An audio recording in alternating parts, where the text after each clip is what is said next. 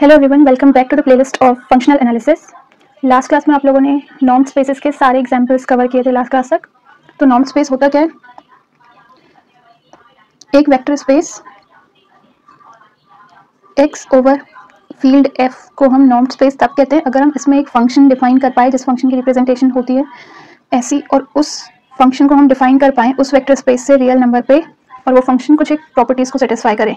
पहली प्रॉपर्टी थी कि norm of x greater than equal to 0 हो, नॉन नेगेटिव हो। सेकंड थी कि अगर इसकी वैल्यू 0 आ रही है तो ये केवल एक ही कंडीशन पे हो सकता है कि x 0 हो, और अगर x 0 हो तो उस फंक्शन की वैल्यू 0।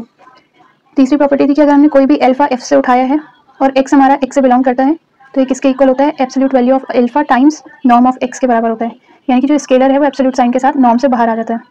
उसके बाद लास्ट प्रॉपर्टी ट्रायंगल्स इनइक्वालिटी, यानी कि अगर आपके पास दो वेक्टर हैं वेक्टर स्पेस x से, तो उन दोनों का सम अगर आप फंक्शन में रखोगे तो वो लेस देन इक्वल टू होगा फंक्शन की value at x plus function की वैल्यू एट y के। और अगर ये सारी कंडीशंस ट्रू हो जाती हैं तो हम कहते हैं कि ये नॉर्म है, ये फंक्शन एक नॉर्म है और ये स्पेस इस फंक्शन के साथ एक नॉर्म स्पेस कहलाता है। तो आज इस वीडियो में हम लोग नॉर्म स्पेसेस पे सीक्वेंसेस की बात करेंगे।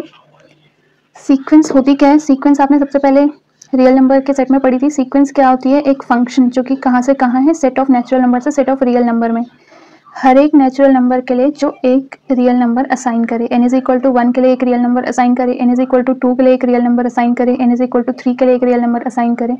इन जनरल जब आपके पास a से b में कोई भी फंक्शन होता था, जैसे a में 1 2 3 एलिमेंट है, b में a b c एलिमेंट है, तो उसकी रिप्रेजेंटेशन आप कैसे देते थे?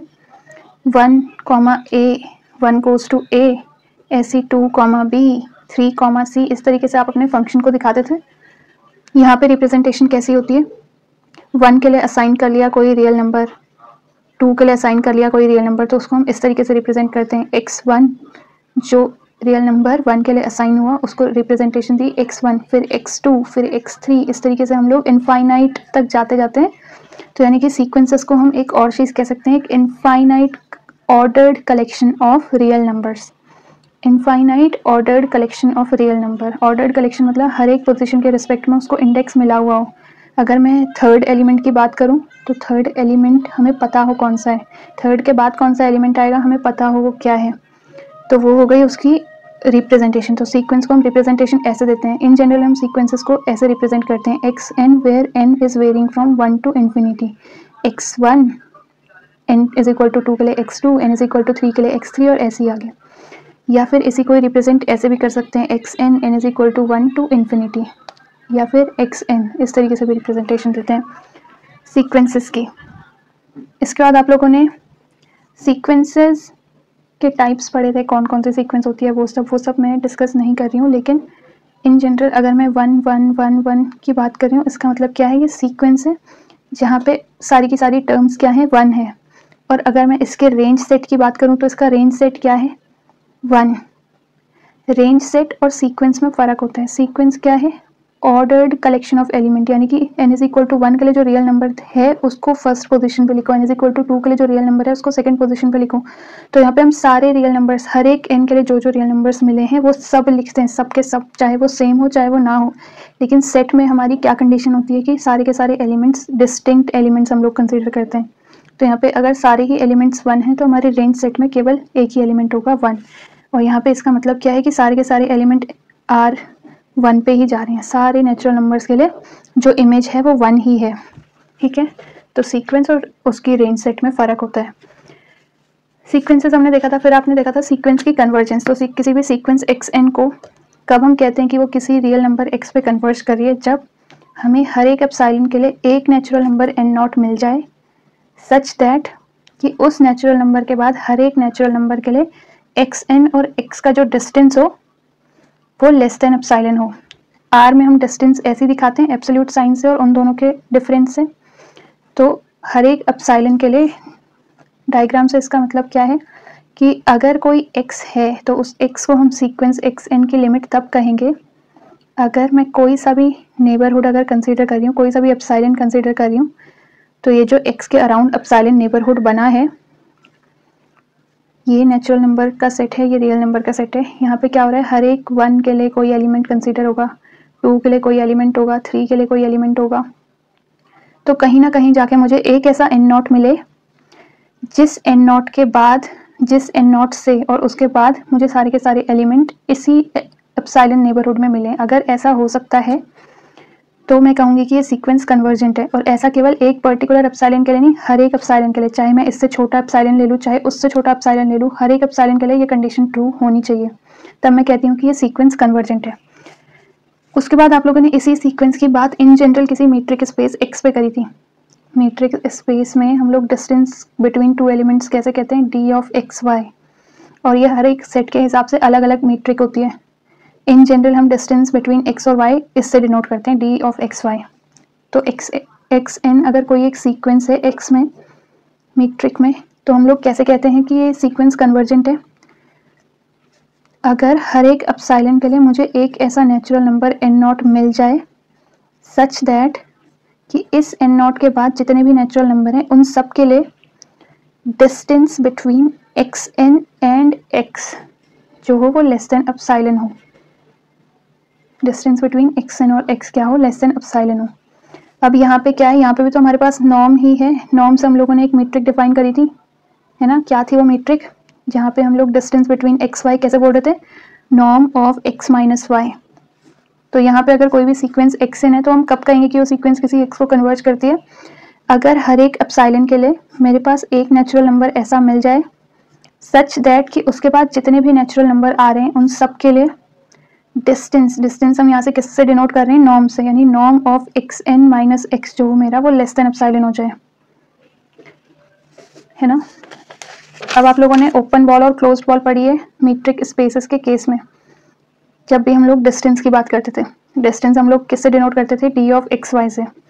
तो अगर हमारे पास कोई एक सेट है एक्स, ये पूरा का पूरा एक सेट है और इसमें कोई एक एलिमेंट है वाई या फिर एक्स नॉट, कोई एक एलिमेंट है, तो हम लोग ओपन बॉल बोलते हैं उन सारे एलिमेंट्स के कलेक्शन को, open ball with radius r क्या है, उन सारे एलिमेंट्स का कलेक्शन जिनका डिस्टेंस एक्स से क्या हो, एक्स नॉट से क्या हो, लेस देन आर हो। यानी कि ओपन बॉल हम लोग डिनोट करते हैं एस से, centre x not, radius r. तो open ball with centre x not and radius r is collection of all those elements of x such that कि डिस्टेंस बिटवीन x और x not, जो सेंटर है और जो एलिमेंट सारे हम कलेक्शन कंसीडर कर रहे हैं उनका डिस्टेंस क्या हो, लेस देन r हो, जो उसका रेडियस है उससे लेस हो, तब हम कहते हैं कि ये ओपन बॉल है विद सेंटर x नॉट और रेडियस r। यानी कि रेडियस हो गई r, तो इस r रेडियस के अंदर हमारे जितने भी एलिमेंट्स आ रहे हैं उन सबका डिस्टेंस तो x नॉट से लेस देन r ही होगा, तो वो सारे एलिमेंट्स हमारे बनाएंगे इस ओपन बॉल को, ठीक है। और यहीं पे अगर मैं ओपन की जगह क्लोज्ड बॉल कंसीडर कर रही हूँ तो वो क्या होती है, वो सारे एलिमेंट्स x के जिनका डिस्टेंस x नॉट से क्या है, लेस देन और इक्वल टू r है। क्लोज्ड यानी उसने बाउंड्रीज भी अब इन्वॉल्व कर ली। तो अगर x नॉट कोई भी एलिमेंट है तो हम कब कहेंगे कि कोई एक बॉल है, क्लोज्ड बॉल है विद सेंटर x नॉट और रेडियस r, अगर उस r रेडियस तक की बॉल के सारे एलिमेंट्स हम कंसीडर कर लें, और उसको हम मैथमेटिकली कैसे लिखते हैं कि वो सारे एलिमेंट्स x जिनके डिस्टेंस x नॉट से less than equal to r है, ठीक है। और इसी चीज़ को हम नॉर्म के केस में कैसे लिखेंगे, इस डिस्टेंस को हमने नॉर्म में कैसे डिफाइन करा है, norm of x minus x not, इस डिस्टेंस को हमने नॉर्म में कैसे डिफाइन करा है, norm of x minus x not, बस इतना सा फर्क आएगा। तो open ball with radius r और सेंटर x नॉट क्या है, एक सेट है collection of all those x from x जिनका डिस्टेंस x नॉट से लेस देन r है, और क्लोज्ड बॉल के केस में बस बाउंड्री इन्वॉल्व हो जाती है, इसीलिए less than equal to. Convergence of a sequence in normed space, normed space में क्या है, अगर हमारे पास x विद दिस नॉर्म कोई भी एक नॉर्म्ड स्पेस है तो उस सीक्वेंस, किसी भी सीक्वेंस xn को हम लोग कन्वर्जेंट तब कहेंगे x में अगर कोई एक ऐसा एलिमेंट x एग्जिस्ट करता हो x में सच दैट कि xn माइनस x यानी xn माइनस x यानी xn और x का जो डिस्टेंस है वो जीरो की तरफ टेंड कर रहा हो as n approaches to infinity. और इसी चीज़ को हम लोग कैसे लिखते हैं कि हर एक एप्सिलॉन के लिए, जो भी एप्सिलॉन में चूज करूँ छोटे से छोटा, उसके लिए एक ऐसा नेचुरल नंबर मिल जाए सच दैट कि उस नेचुरल नंबर के बाद बाकी हर एक नेचुरल नंबर के लिए डिस्टेंस बिटवीन xn और x हमारा लेस देन एप्सिलॉन हो, ठीक है। और इसको डिनोट कैसे करते हैं, xn converging to x in x, या फिर limit of xn is x as n approaches to infinity. और यहाँ पे x को हम क्या कहते हैं, limit of the sequence xn कहते हैं। कॉची सीक्वेंस क्या होती है, कॉची सीक्वेंस क्या होती है, किसी भी सीक्वेंस xn को, अगर xn कोई भी एक सीक्वेंस है x में, तो हम लोग उसको कॉची कब कहेंगे, xn इज कॉची इफ हर एक एप्सिलॉन के लिए मेरे पास एक नेचुरल नंबर n नॉट मिल जाए सच दैट कि उसके बाद जो भी m और n मैं कंसीडर करूं, उसके बाद कोई भी दो पेयर ऑफ एलिमेंट्स अगर मैं कंसीडर कर रही हूँ तो उनके लिए जो डिस्टेंस होगी xm और xn की, वो हमेशा क्या रहे, लेस देन एप्सिलॉन रहे। यहाँ पे कन्वर्जेंट के केस में हम किसी एक पर्टिकुलर x की बात कर रहे थे, कॉची के केस में हम इन जनरल किसी भी दो पेयर ऑफ एलिमेंट की बात करते हैं कि n नॉट के बाद के नेचुरल नंबर्स के लिए मैं कोई भी दो नेचुरल नंबर्स उठाऊं और उनके कॉरस्पॉन्डिंग xi's को कंसीडर करूं तो उन दोनों का डिस्टेंस क्या होना चाहिए, लेस देन एप्सिलॉन होना चाहिए। किसी एक n नॉट के बाद, ये मेरा एप्सिलॉन डिस्टेंस है मान लो, किसी एक पर्टिकुलर x नॉट की बात यहाँ पे नहीं हो रही है, लेकिन एक n नॉट के बाद सारे के सारे एलिमेंट्स क्या हो जाएं, एकदम क्लोज आना शुरू हो जाए, तो मैं कहती हूँ कि ये सीक्वेंस क्या है, कॉची है। तो कॉची सीक्वेंस क्या है, नॉर्म स्पेस में अगर मेरे पास कोई भी सीक्वेंस xn है तो उसको मैं कॉची कब कहूँगी, जब किसी एक n नॉट के बाद सारे के सारे एलिमेंट्स एक दूसरे के पास में हो। तो a sequence xn is Cauchy in x if and only if norm of xn minus x, या फिर मैं बोलूँ distance between xn and xm tends to 0, जब उनके बीच के डिस्टेंस 0 को टेंड करने लग जाए, as m and n tends to infinity. Complete norm space क्या होता है, एक चीज़ तो आप लोगों ने पढ़ी हुई है ऑलरेडी, सीक्वेंसेस पढ़ी हैं, सेट ऑफ रियल नंबर में भी और सेट ऑफ कॉम्प्लेक्स नंबर में भी। इन दोनों ही केस में जो सीक्वेंसेस होती हैं, अगर मैं कोई भी रियल सीक्वेंस चुन रही हूँ और वो कॉची है तो वो कन्वर्जेंट होगी ही होगी। हर एक कॉची सीक्वेंस कन्वर्जेंट होती है, रियल में भी और कॉम्प्लेक्स में भी। कॉम्प्लेक्स में भी अगर मैंने कोई सीक्वेंस चुनी है और वो कॉची है तो वो कन्वर्ज करेगी और वो कॉम्प्लेक्स नंबर के अंदर ही कन्वर्ज करेगी, और ऐसी रियल नंबर की अगर मैंने कोई सीक्वेंस कंसीडर करी है और वो कॉची है तो वो कन्वर्जेंट होगी। इन दोनों में ये चीज़ हमको पता है।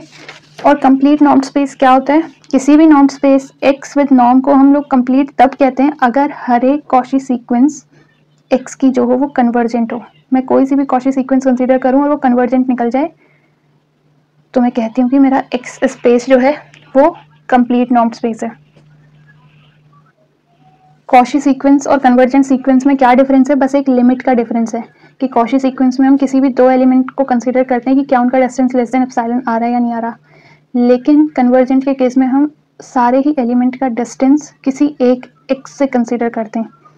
तो फॉर एवरी कॉची सीक्वेंस, मतलब x को कंप्लीट नॉर्म स्पेस बोलने का मतलब क्या है कि मैं कोई सी भी कॉची सीक्वेंस कंसीडर करूं तो उसके लिए एक ना एक x मुझे मिल जाना चाहिए x में ही, सच दैट कि लिमिट ऑफ xn जो हो वो x हो, लिमिट ऑफ xn जो हो वो x हो।